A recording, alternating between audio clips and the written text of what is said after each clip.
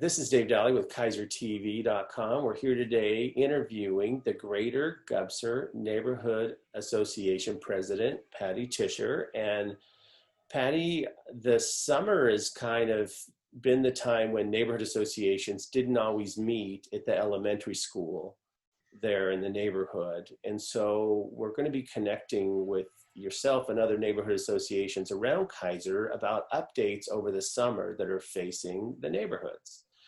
And so thank you so much for joining me. And the issues of the neighborhood haven't gone away. They're being talked about in city council. And so one, thank you for being a president. Thank you for loving your neighborhood and being a champion for the best Greater Gubser's future. So for our neighbors, what would you like them to know over the summer, some of the issues facing the neighborhood that you could get feedback on?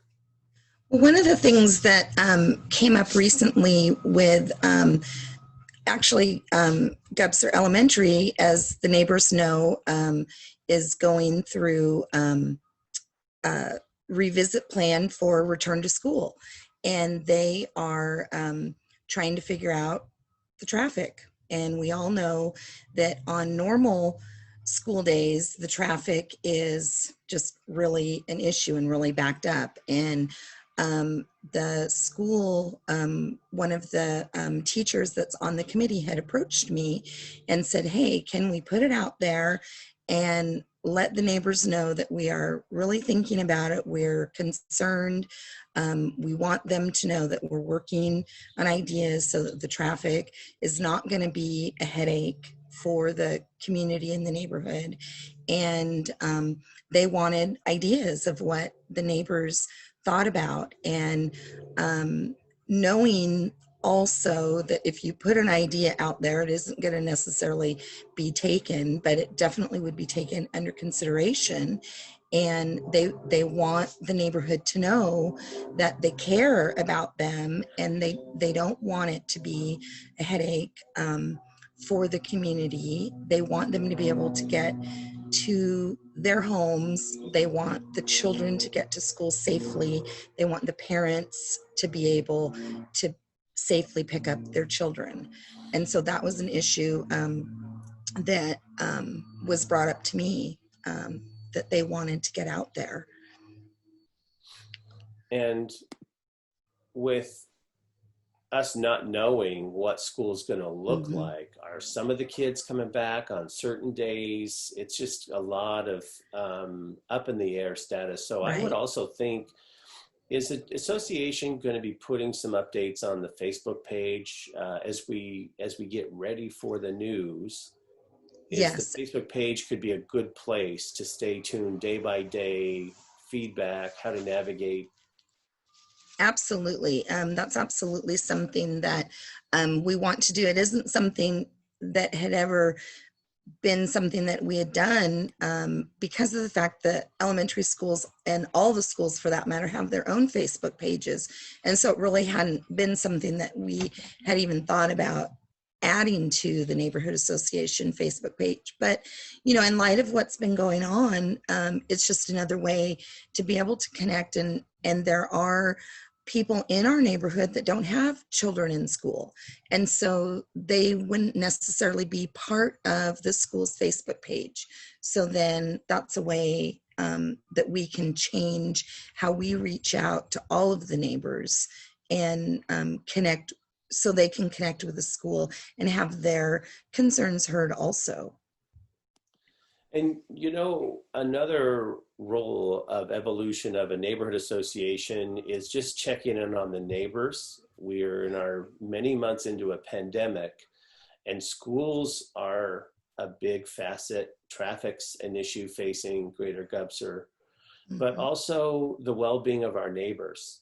And I'd ask, if you live in the neighborhood, get connected, start following the Facebook page as we try and do a monthly meeting. Your opinion is needed on things that are facing the neighborhood, whether it's safety, whether it's, you know, how many calls are we getting to the neighborhood association, be it for fire or for police, and how can we be a safer community to to make it the safest, most livable, you know, town and neighborhood it can be. Right. How are we doing with those other issues that are facing Greater Gubser? Well, I'll tell you, you know, when you bring up the safety issue, I subscribe to the Keizer Times, and I recommend everyone do it. It's a great little newspaper for our community. And I actually had not been aware that we had actually had some break-ins in our neighborhood. Cars parked on the streets. There were some prowlers and things. It wasn't our actual neighborhood is pretty good sized. We our boundaries align with the Gubser school attendance, so our neighborhood is quite large. And I had found out of the break-ins. Actually, they were in June, so it was, you know, it was about a month ago, and there were 3 days in a row. The newspaper publishes the crimes and things like that. So I was really surprised that that even had become an issue. But I think, you know, people are out, and, you know, nothing good ever happens after midnight. My parents always told me. And so, so that was something, you know, just being aware and knowing our neighbors, looking out for our neighbors. And if we see people, you know, out, just be aware and be cognizant. My son works late at night, and he came home one morning and he said, yeah, Mom, there was somebody, you know, walking on the sidewalk. And so it's just, you know, being cognizant of that and looking out for our neighbors. Yeah. And I would love to have these Zoom meetings, if we could talk about getting to a point where those who can't make it out to when we do get the green light, because right now we can't even gather for groups greater than 10.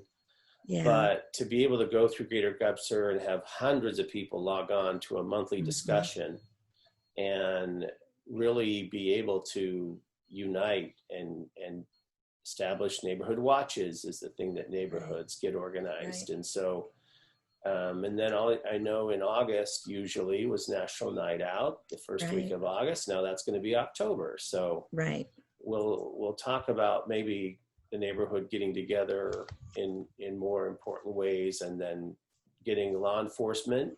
If Chief T could assign someone to be on this call with us and just give us ways of how we can work and partner with them. I know fireworks came up the last council meeting. I don't know if any of those were being launched in Greater Gubser, but just other ways to make people feel like they're valued and listened to.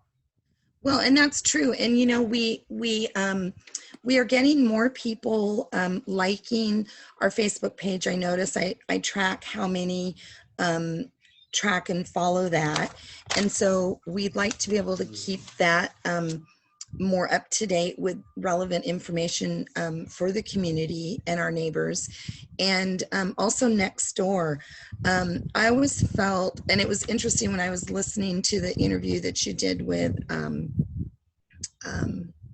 Ken, because he talked about too that their monthly meetings not getting the people out there, but yet if there was a big issue, people would come to the meetings. But it just seemed like the month to month that we just weren't able to really connect and get relevant information. And we have a lot of people that follow and comment on Nextdoor, and it seems like they use Nextdoor as their means to communicate.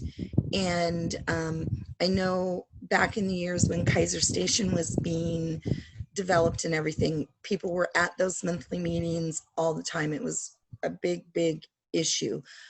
When there's political things going on, you know, we get people. And so just trying to connect and make sure that people are able to get the information that they need.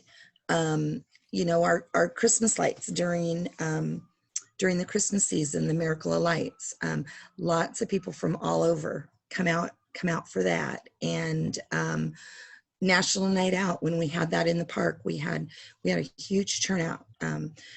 So events we're getting the people out there, but the monthly meeting. And so wanting, we want to know what people want to hear about and what we can bring to these meetings. And I love the idea of a Zoom now that we can't meet in person. But just getting the people's connection and their information. When we did the National Night Out last year, Jane and I went door to door and we handed out flyers to people, and it seemed like that's what got people out there. But we have 3,000 houses in our neighborhood association, and that's a lot of people to go door to door. So, wow, that's a massive neighborhood. But it is. It's a big neighborhood. And as this is our first digital connection, thank you, Patti, for being here with me. And we're really proud of this neighborhood. If you live in Greater Gubser, I just want everyone who watches this interview to feel a sense of pride. Our Marion Polk Food Share, this feeds the entire Mid-Willamette Valley. We're talking Hillsborough, Dallas, towards Detroit Lake, I'm sure, all the way west through Polk County, I think, gets some support. Right. And this event in your neighborhood during the holidays is the largest production of food for the entire region. It is really wonderful. And the amazing thing is it fits in social distancing. I think if you thought there was a lot of people last year, and I do want to say, for the inconvenience and long lines, and you just want to go to the store to get some milk, and you have to wrestle and find a way around this maze of sightseers. But we thrive for normalcy. We're going to really feel, if anything normal I can do this Christmas in 2020 is I just want to go see some Christmas lights. Well, and I'll tell you, there are 3 families in our neighborhood that at that collection tent, it's those 3 families on that street that I just absolutely want to give them credit. They are phenomenal, and they give up their time, month of planning and the month way inconvenience for them, and it is just phenomenal. They do such a great job and just really give to our community. And to bridge on that, we actually, Greater Gubser, we are beginning, I'm hoping it's going to be out next week, but we're going to partner, and we're going to be having a food barrel at Key Bank at Keizer Station for our Keizer Community Food Bank.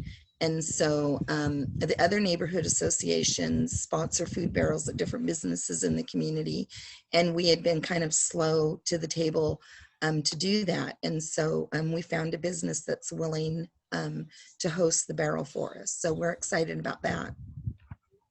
All right, cool. So, and that's the Key Bank on River Road? No, at Keizer Station. Oh, Keizer Station. Okay, across from the McDonald's. Gotcha. Yeah. All right.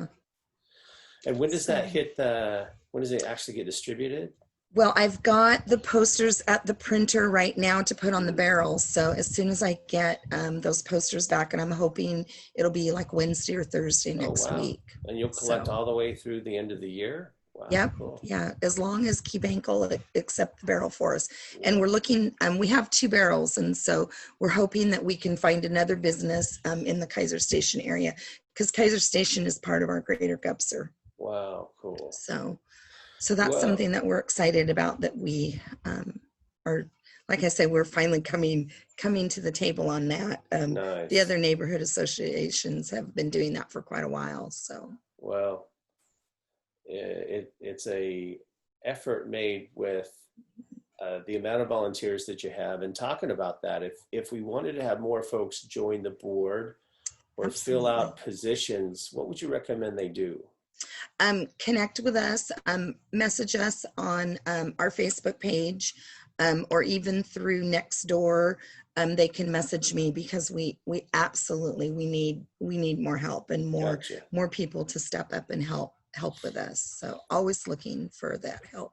Well, and it speaks to why you're a volunteer, and you and I have seen each other many times. And I I'm just grateful I get a chance to kind of get to know you better. And is there someone in your life as you were younger that you would say inspired you to be a neighborhood association president, or gave back, or was a role model in caring about your neighborhood that comes to mind?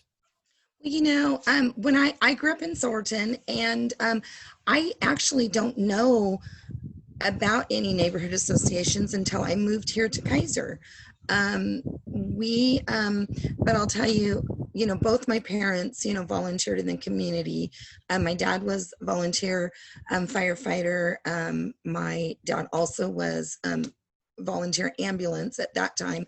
Ambulance and fire were separate.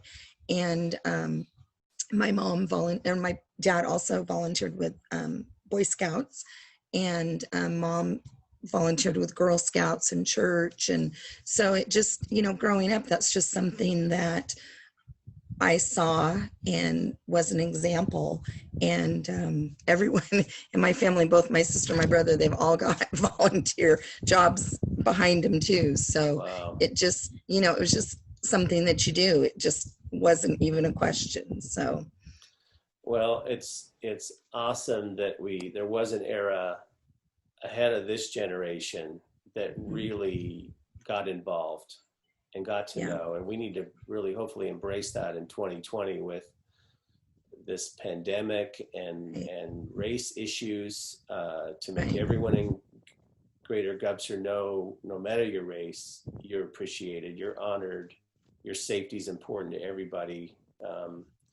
It's a really, hopefully, a time that we grow stronger under the issues facing us as a culture. So this is just going to be kind of a wrap up at this time to connect of when you and I can talk again. We also talked about having the board maybe next month join us. So stay tuned, everybody. We'll come out with another date of the Greater Gubser Neighborhood Zoom meeting. And I'd love to have all of you on board and participate through Facebook Live and have it shared all over the city. So with that, I just want to thank you for covering the topics we covered today. And please share this video, those who are watching it. And I'm Dave Dahle, and thank you very much, Patti, for joining me. And everyone have a good day. Thank you. Thanks, David. Thanks.